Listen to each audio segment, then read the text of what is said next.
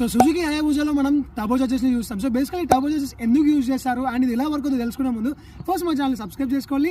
And welcome back to day 28 of latus informative challenge. So turbo chargers ఎలా work అవుతాయి అంటే బేసిక్గా మనకి టర్బో చార్జర్లో 2 కాంపోనెంట్స్ ఉంటుంది. ఒక టర్బైన్ అండ్ ఇంకోటి వచ్చేసి compressor.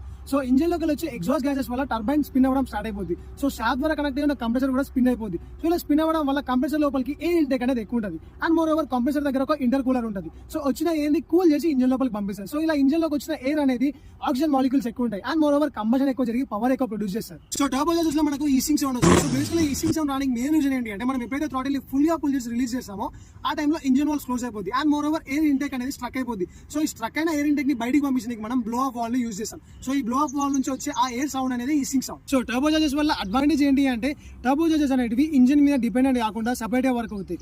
And more over disadvantage ఏంటి అంటే టర్బో చార్జర్స్ అనేవి ఎగ్జాస్ట్ గ్యాసెస్ మీద రన్ అవ్వడం వల్ల చాలా హీట్ అయిపోతాయి. సో ఇలాంటి ఇన్ఫర్మేటివ్ షార్ట్స్ కోసం మా ఛానల్ సబ్స్క్రైబ్ చేసుకోండి.